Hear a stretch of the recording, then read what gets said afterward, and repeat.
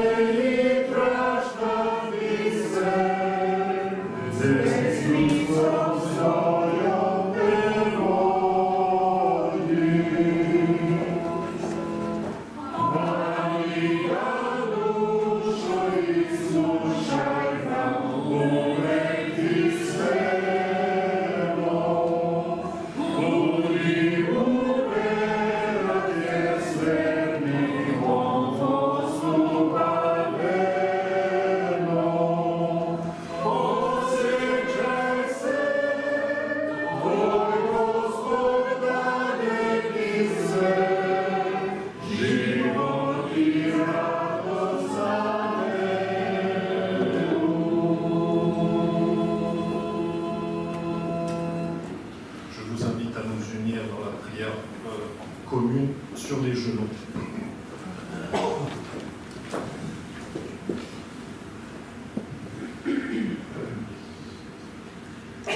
Notre Père Céleste, nous venons devant toi en ce sabbat pour te remercier de la bénédiction que tu nous offres d'être ensemble, d'être entre frères et sœurs.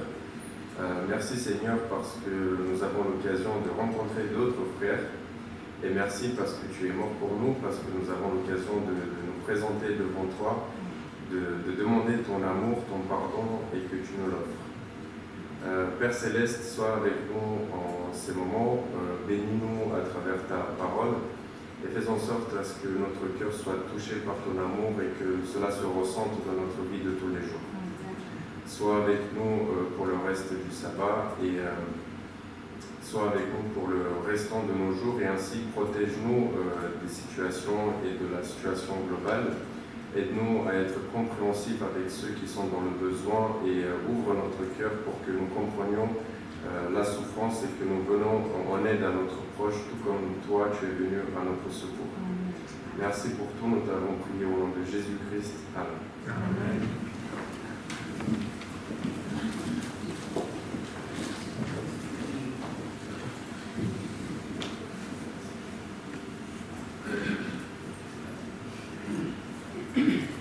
Nous allons avoir notre moment pour la collecte des offrandes et des dîmes. Si j'ai bien compris, c'est un frère de l'église de Grenelle qui est censé nous guider dans cela. Elle arrive. Donc c'est pas un frère, c'est une sœur. Je t'en prie.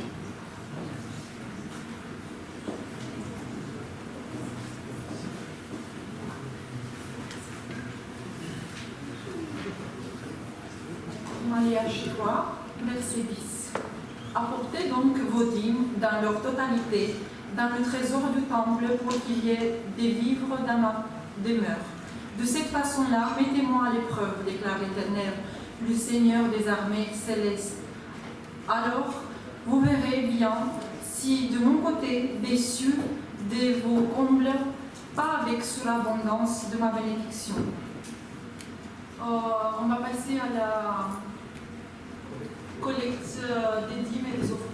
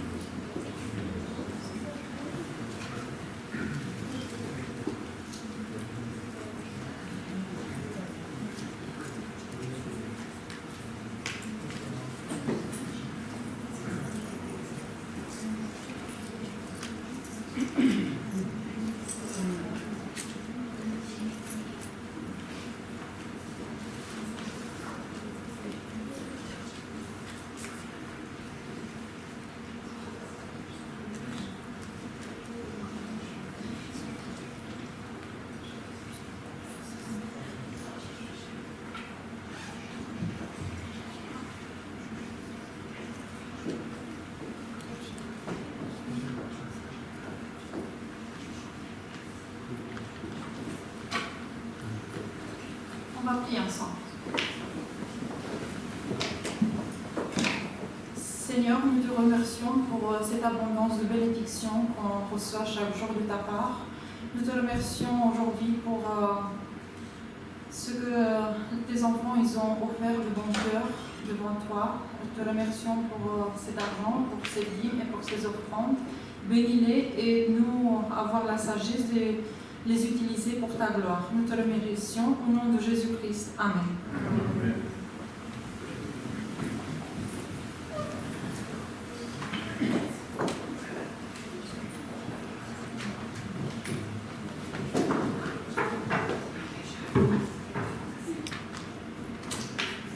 Si j'ai bien compris, nos frères et nos sœurs de l'église de Grenelle ont décidé d'embellir notre sabbat matin.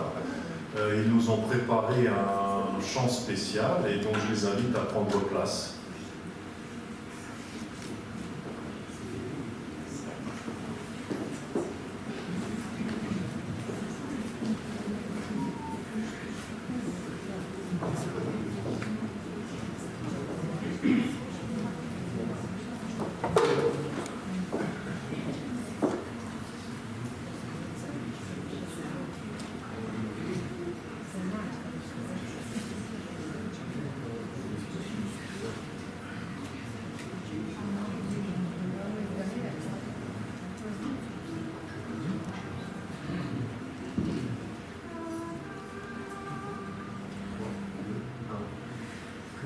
Camus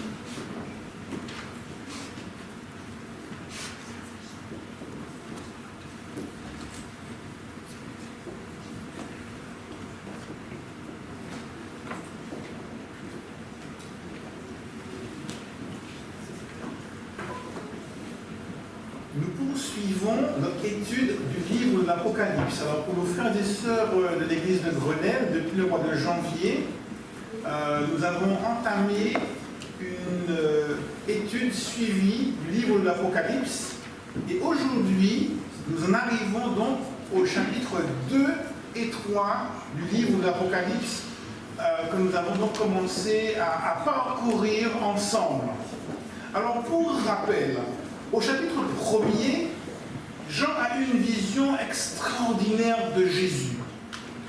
Quand il était sur terre, il a eu l'occasion de fréquenter Jésus durant 3 années et demie. Et il a vu Jésus complètement normal. Il n'avait rien pour attirer le regard. Mais là, dans cette vision du chapitre 1er du livre de l'Apocalypse, quand Jean est enlevé au ciel, qu'il voit Jésus, il voit un personnage extraordinaire. Il est resplendissant. Son visage brille comme le soleil en plein midi. Ses yeux sont comme des flammes de feu. De sa bouche sort une épée aiguë à double tranchant. Ses jambes, c'est comme de l'airain qui est rougi dans une fournaise. De l'airain ardent. Une robe blanche. Une poitrine sur le poitrail. Une ceinture d'or. Un personnage extraordinaire. Il n'avait jamais vu Jésus ainsi. Et ça nous a rappelé la même vision qu'a eu le prophète Daniel lorsque Michael, lorsque Jésus lui est apparu.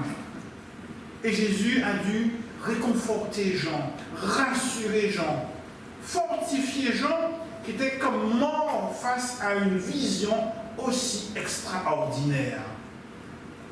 Et là, ouvrez vos Bibles avec moi dans le livre de l'Apocalypse.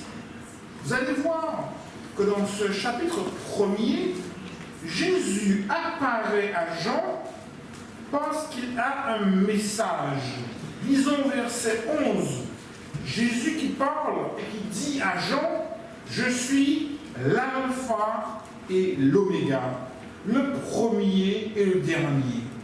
Ce que tu vois, écris-le dans un livre et envoie-le aux 7 églises, à Éphèse, à Smyrne, à Pergame, à Thyatire, à Sardes, à Philadelphie et à Laodicée. » Ces 7 églises sont des églises dont on peut encore voir les ruines à la Turquie actuelle, une région du monde qu'on appelait l'Asie mineure. Jésus a un message pour ces églises. Waouh! Et on peut se poser la question, qu'est-ce que Jésus a de si important à dire aux églises?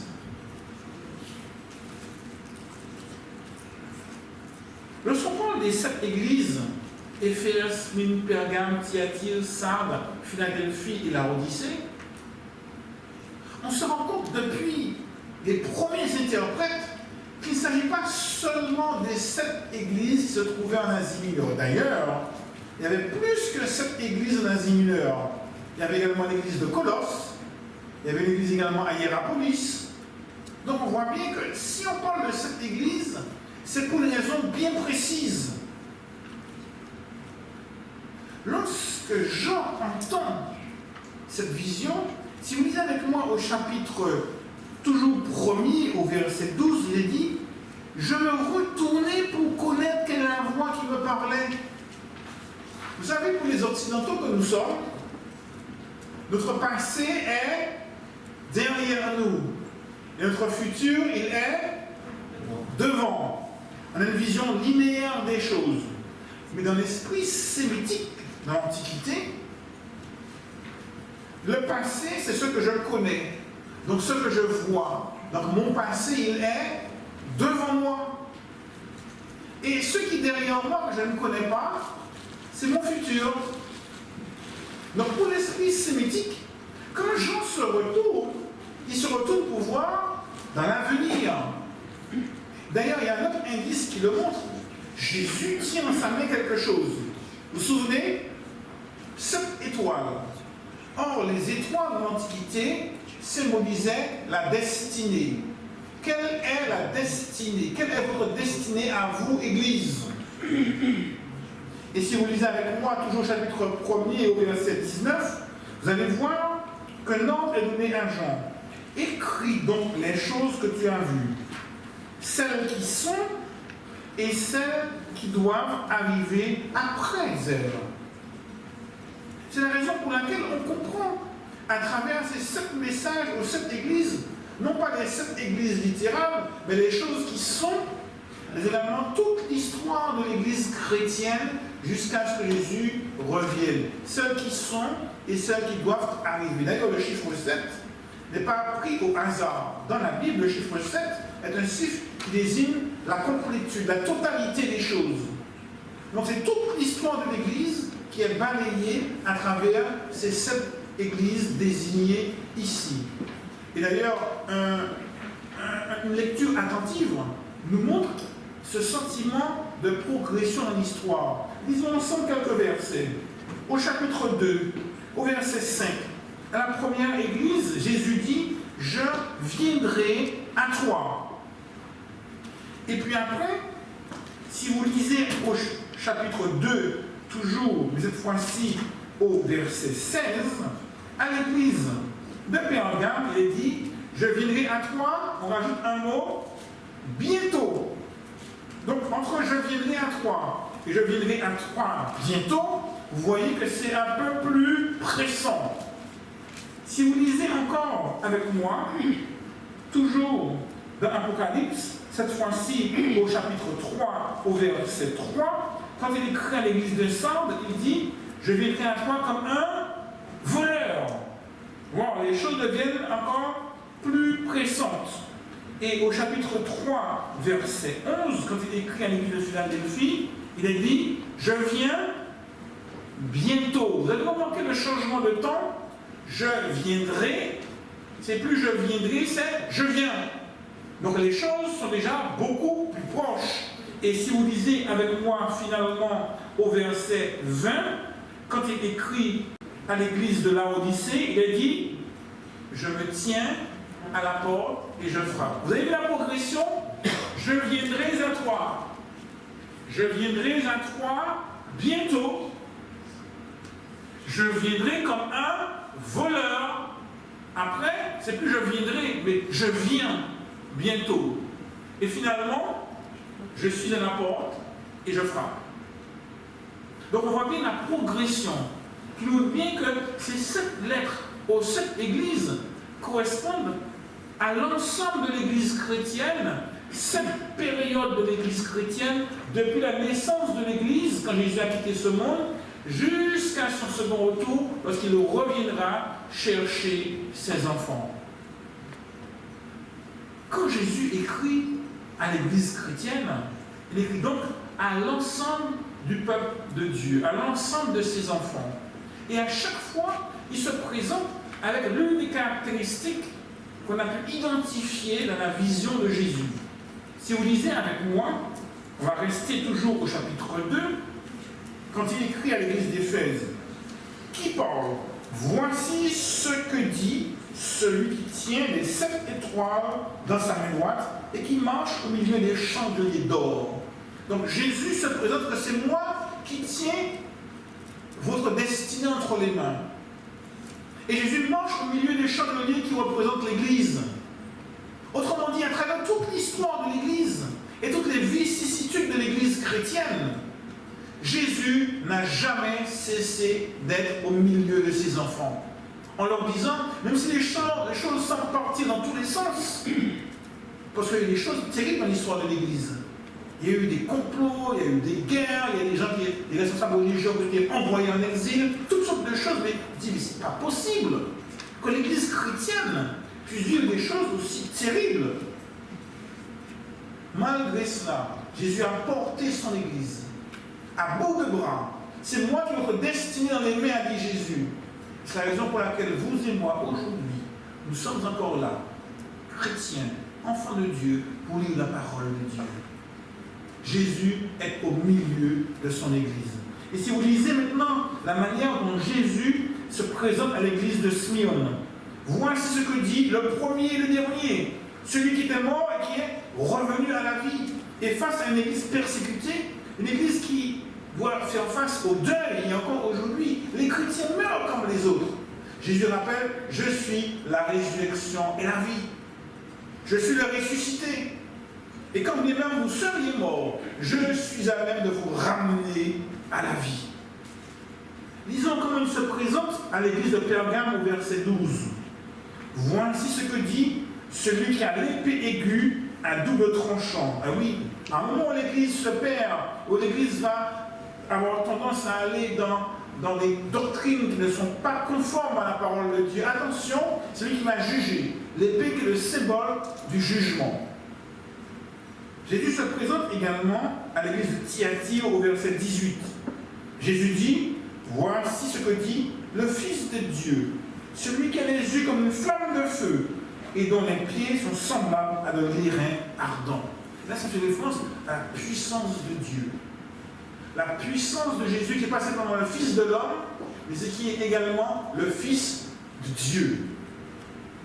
Si vous lisez maintenant avec moi, toujours au chapitre, à l'Apocalypse, chapitre 3, cette fois-ci, nous lisons au verset 1er, quand il écrit à l'église de Sardes, voici ce que dit celui qui a les 7 esprits de Dieu et les 7 étoiles. Autrement dit, il avait dit à ses disciples, je vous enverrai mon esprit, le consolateur. Dieu, par Jésus-Christ, dispense son esprit dans les cœurs de ses enfants pour guider son Église à travers les temps. Et de même qu'il avait donné son esprit à la Pentecôte, pour pouvoir faire démarrer cette explosion, Jésus dit, je suis encore là, pour donner tout au long de l'histoire de l'Église chrétienne l'Esprit Saint à mes enfants. Et c'est la raison pour laquelle nous parlons de la pluie de l'arrière-saison. Parce que jusqu'à la fin des temps, Jésus sera avec les siens pour dispenser son esprit dans les cœurs et dans les pensées.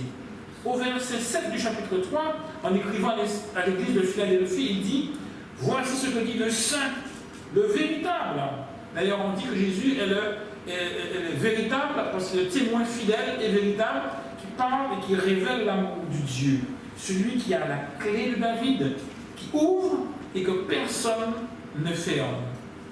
Autrement dit, Jésus, c'est lui qui rend toutes choses possibles. Et même quand les choses paraissent impossibles, il a une solution, parce qu'il a la clé pour ouvrir les portes fermées. En écrivant à l'église qui est à Laodicée au verset 14, voici ce que dit l'Amen, le témoin et le véritable, le commencement de la création de Dieu. Vous savez, quand on parle et quand on prie, on termine par quel mot? Amen. Eh bien, indice supplémentaire, on arrive à la fin des temps. Lorsqu'il s'adresse à cette église, il s'adresse à une église qui vit les derniers moments de l'histoire de l'humanité. Alors il se présente comme, voilà, je suis à la fin. Je suis au commencement, mais je suis également à la fin. Tout au long de l'histoire chrétienne, Jésus n'a jamais cessé d'être auprès de ses enfants. On va montrer maintenant une image, un PowerPoint qui illustre ces 7 messages aux 7 églises. Et si vous regardez sur l'écran qui est derrière moi, vous allez voir donc les églises qui sont représentées. Alors tu vas mettre en projection pour qu'on puisse avoir l'image en grand. Et clique, voilà, l'Éphèse, Smyrne, Pergame, Thyatire, Sardes, Philadelphie et Laodicée. Et à chaque fois, les messages sont construits sous le même schéma. Jésus se présente avec l'une de ses caractéristiques, et puis il commence par dire ce qui va bien dans l'Église. Vous avez remarqué les choses qui vont bien?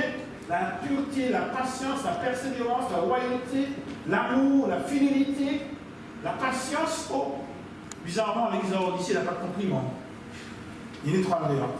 Mais il y a des choses qui ne vont pas également dans l'Église. Regardez les reproches.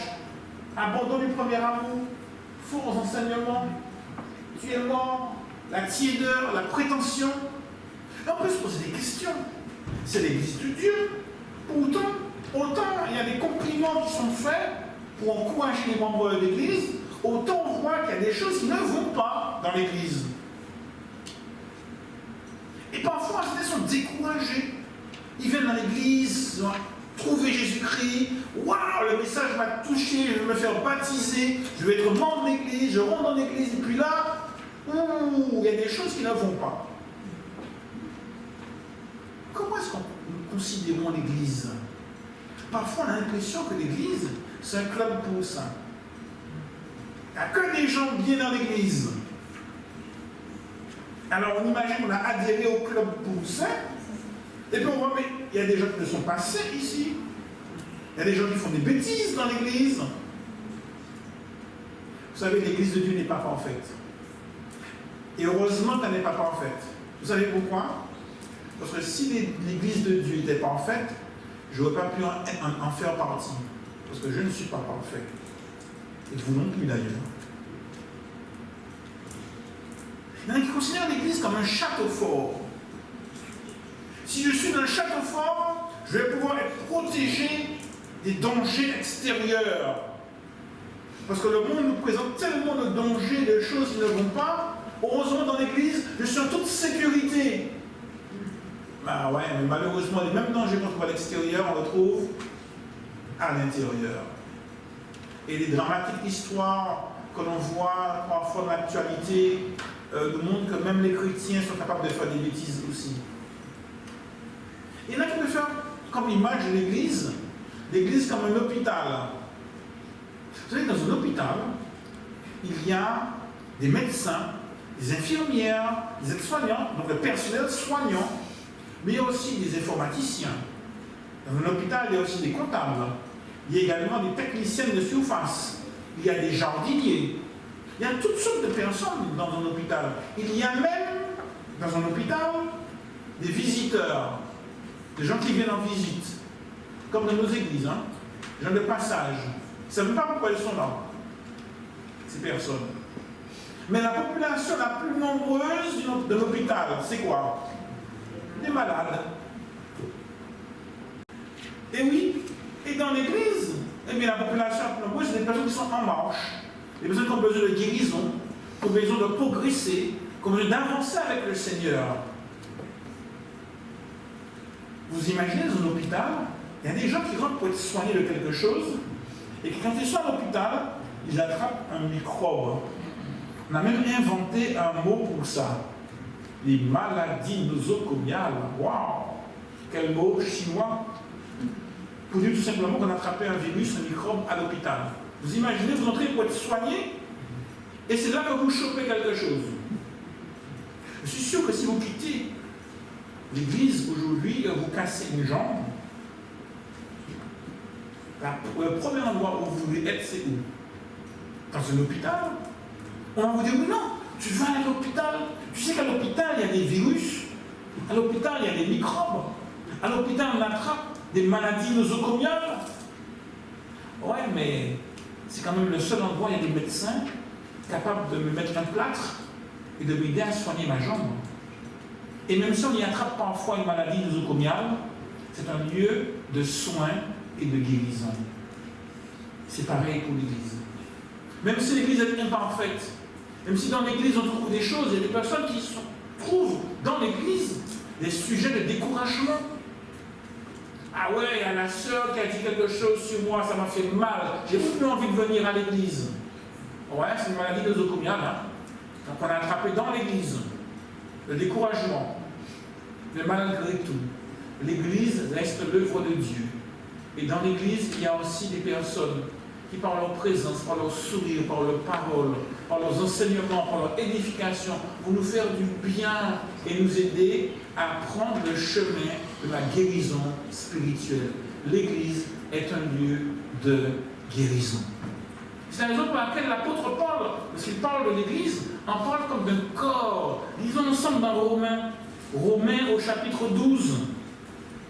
Comment Paul décrit l'Église de Dieu. Il nous dit dans Romains au chapitre 12 et au verset 4, « Car, comme nous avons plusieurs membres dans un seul corps, et que tous les membres n'ont pas la même fonction, ainsi, nous sommes plusieurs, mais nous formons un seul corps en Christ, et nous sommes tous membres les uns des autres. » Et dans son épître aux Corinthiens, la première, au chapitre 12, eh bien, il dira quelque chose de similaire. 1 Corinthiens 12, verset 12, car, comme le corps est un et a plusieurs membres, et comme tous les membres du corps, malgré leur nombre, ne forment qu'un seul corps, ainsi en est-il de Christ. Nous avons tous en effet été baptisés dans un seul esprit pour former un seul corps, soit juif, soit grec, soit esclave, soit libre, et nous avons tous été abreuvés d'un seul esprit. Le corps n'est pas un seul membre, et un membre n'est pas un seul corps. Vous voyez la suite du passage de Paul.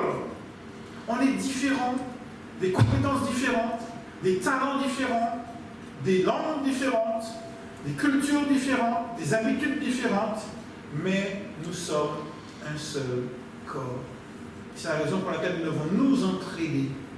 On ne se rend pas compte à quel point chaque membre est important. Je me souviens de ce frère que je l'ai visité, et suite à une opération chirurgicale, il a eu un problème avec le petit doigt. Il est tellement petit ce petit doigt, contrairement au pouce ou à l'index, qu'on utilise tellement souvent pour appuyer sur les boutons, pour tourner les choses. Ce petit doigt ne semble pas servir à grand chose. Et pourtant, combien est-il utile, le plus petit de nos doigts? Tête, jambes, pieds, mains collaborent ensemble. D'ailleurs, vous avez remarqué, quand vous avez mal au bras gauche, qu'est-ce qui se passe? Le bras droit en fait un peu plus pour soulager le bras gauche. Et ce que l'on faisait à deux mains, on essaie de le faire avec une seule main. Vous avez déjà vu votre bras droit, vous dites non, ça c'est pas le job du bras droit, c'est le job du bras gauche. Moi je fais le travail du bras droit, point. Non, votre cerveau ne réagit pas comme ça. Puisque nous sommes un seul corps, sans même y réfléchir, sans même penser à quoi que ce soit, automatiquement, le bras droit va chercher à faire tout ce que le bras gauche ne sait pas faire. Il le fait mal peut-être, mais il le fait quand même. Il est maladroit, mais il va le faire quand même. Parce que bras gauche et bras droit font partie du même corps. Et les mains ne sauraient mépriser les pieds au prétexte qu'ils touchent le sol. Parce que sans les pieds, je ne pourrais jamais me déplacer pour accéder à cette bonne pâtisserie qui me fait tant envie. Et si je la prends de mes mains, je ne peux la prendre de mes mains que parce que les pieds m'y ont conduit. Et c'est la raison pour laquelle Paul va illustrer ce qu'est l'Église, en prenant la métaphore du corps humain. Et nous, ici, dans notre Église locale, à Ivry-sur-Seine ou à Grenelle, et nous sommes appelés au sein de nos églises respectives à être unis. Unis au sein de l'église locale, mais aussi dans la solidarité avec les églises sœurs. La solidarité avec nos églises, même en Ukraine et ailleurs. La solidarité avec le monde chrétien. Parce que nous voulons avancer d'un même cœur. Et même si dans notre église, il y a des problèmes, nous savons que c'est l'église de Dieu. Et lorsque Jésus va écrire à son église, et il n'a pas peur de dire oui, il y a des choses qui vont bien chez vous. Il y a des choses qui ne vont pas. Néanmoins, vous restez quand même mon église. Après avoir dit ce qui va et ce qui ne va pas, eh bien Jésus va donner des conseils. Et on voit ces conseils qui s'affichent, plusieurs conseils. Repens-toi, ne crains pas, sois fidèle, retiens ce que tu as, sois vigilant, raffermis-toi, tiens ferme ce que tu as. Et pour la fin des temps, la dernière église, il dit, achète un collier. Et c'est vrai que cette église de la Odyssée est décrite dans ce message comme étant tiède. Il y avait les eaux chaudes de la ville juste au-dessus d'Hiérapolis. Il y avait les eaux froides de Colosse, et entre les deux, eh bien, la Odyssée est une ville où les eaux étaient émétiques, tièdes. Et une eau tiède, ça fait vomir. Et c'est le grand danger que Jésus identifie pour les chrétiens de la fin des temps. Et d'ailleurs, la situation de crise sanitaire que nous avons connue, et qui n'est pas encore tout à fait terminée, a mis en évidence la tiédeur de l'Église. Beaucoup de monde ont profité de la situation pour arrêter de venir à l'Église, pour ne plus fréquenter l'Église. Et ça nous interpelle sur la situation de l'Église et notre situation personnelle. Serais-je tiède? Et c'est facile de se laisser distraire par tout ce que le monde a à nous offrir. Mais plus que constat, Jésus a surtout un remède. Il lui dit d'acheter un collier pour les yeux. Le remède à la tiédeur, c'est le collier. Le remède à la tibiale spirituelle, c'est la capacité à mieux voir. Et c'est vrai que la ville de Laodicée était connue pour l'une des spécialités pharmaceutiques, c'était la fabrication de collier pour soigner les yeux. Le remède à la tiédeur, c'est d'avoir les yeux grands ouverts pour discerner que nous sommes à la fin des temps et que les choses deviennent graves. Nous subissons crise après crise. La crise financière de 2008, il y a eu la crise liée aux attentats qui ont marqué plus que jamais l'histoire occidentale, avec le World Trade Center, avec d'autres attentats en France et ailleurs. Après, quand les choses semblaient rentrer dans l'ordre, on nous parle de la crise sanitaire avec le coronavirus, qui devait durer 1 mois ou 2, qui finalement 2 ans après n'est pas entièrement terminée. Et alors qu'on pensait qu'en fait les choses vont se mettre à aller un petit peu mieux, hop là, on réalise qu'une guerre se déclare en Europe même, en Ukraine. Et les guerres qu'on croyait du passé, eh bien, se déroulent sous nos yeux. Pas une simple guerre commerciale, c'est pas simplement une cyberguerre, c'est pas simplement une guerre de l'image, de la communication, c'est une vraie guerre. On ne sait pas ce que l'avenir nous réserve. Et tous les sondages sont faits pour prendre conscience que la population générale dans ce monde, toute couche sociale confondue, toute tranche d'âge confondue, eh bien, est de plus en plus dans l'incertitude, la peur. Et l'avenir, eh bien, est tellement incertain qu'il effraie prudent. Et beaucoup de personnes, eh bien, s'inquiètent pour leur avenir, l'avenir de leurs enfants, de leurs petits-enfants, l'avenir de ce monde. Ouvrons nos yeux. Permettons à Dieu d'ouvrir nos yeux, de mettre un collier sur nos yeux pour les soigner, que nous puissions discerner les choses. Donc c'est notre capacité à bien voir qui va régler la question de la tiédeur.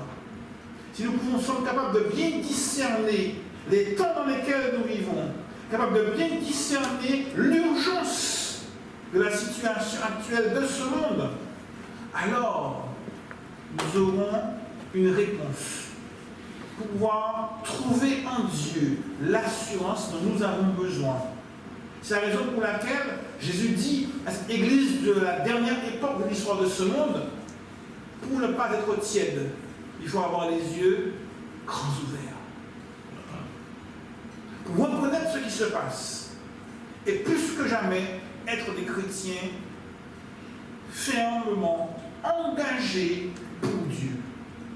Ce n'est plus le moment d'être tiède, un peu à droite, un peu à gauche. J'ai envie de dire, nous sommes appelés des chrétiens radicaux. Il faut être radicalement du côté de Jésus. Radicalement acceptant Dieu dans notre vie comme notre sauveur personnel. Et pour ce faire, Jésus nous dit, de toute façon, je ne vous abandonne pas. Et remarquez qu'il termine toujours chaque courrier avec une promesse. On voit, tu mangeras de l'arbre de la vie, tu auras une couronne de vie, tu auras un nom nouveau, tu mangeras de la manne cachée, tu auras des vêtements blancs, tu seras une colonne dans le temple de Dieu, tu régneras avec Christ. Toutes ces promesses terminent l'ensemble des messages que Dieu adresse à son Église, à ses enfants. Comme il avait dit avant qu'il se monde, voici, je suis avec vous tous les jours, jusqu'à la fin du monde. Ainsi, Dieu nous donne l'assurance que même si l'Église n'était pas en fait, même s'il y a des choses qui doivent encore changer, de toute façon, je suis la réponse, j'ai la solution, dit Jésus, et je me tiens à vos côtés, et je suis là avec vous, pour vous conduire jusque dans l'éternité, pour régner avec moi. Amen. Ce matin, j'ai envie que Dieu me donne un peu de son collier pour m'ouvrir encore davantage les yeux et m'aider à bien voir les choses, à bien reconnaître les situations, à bien discerner ce qui se passe autour de moi, pour plus que jamais m'éloigner de la tiédeur et être bouillant pour Christ. C'est la raison pour laquelle ce matin, j'aimerais prier avec tous ceux qui le désirent, pour demander à Dieu de nous donner le son pour lire. Quand Dieu dit qu'il a la solution, cette solution, on ne la trouve pas au supermarché du coin, on ne la trouve pas au centre commercial du coin, mais c'est Jésus qui a la solution. Et il désire nous donner cette solution. Alors, parce que nous sommes ses enfants, quand un enfant veut quelque chose à manger, qu'est-ce qu'il dit? Il demande à son papa, à sa maman. Eh bien, notre papa céleste est là. Il désire plus que jamais nous accorder ce collier pour oindre nos yeux, ouvrir nos yeux et nous aider plus que jamais à reconnaître les temps pour pouvoir nous accrocher fermement à lui. Alors, si vous désirez, je vous invite à vous mettre debout et nous prierons ensemble. Que Dieu puisse oindre nos yeux de ce collier, les ouvrir, les guérir et nous accorder son discernement.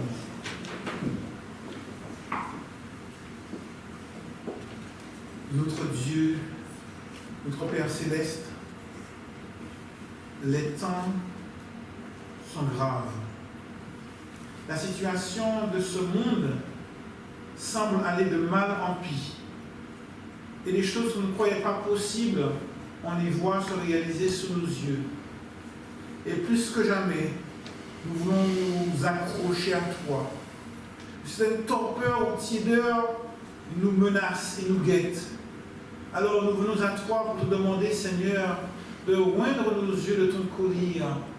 Aide-nous à bien voir, à ouvrir grand nos yeux et à avoir le discernement nécessaire sur ce qui se passe en ces fins de temps, pour que nous puissions non pas simplement vivre une vie de chrétien, clopant, tantôt avec toi, tantôt sans toi, ici et là, plutôt tiède, mais au contraire, une vie de chrétien engagé, fervent, décidé. Nous voulons radicalement nous placer de ton côté et garder les yeux fixés sur toi, Seigneur. Oui, notre Dieu, entends notre prière. Ouvre grand nos yeux et remplis-nous de ton esprit. Assure-nous de ta présence. Que nous puissions marcher avec toi jusque dans l'éternité. Au nom de Jésus. Amen. Amen.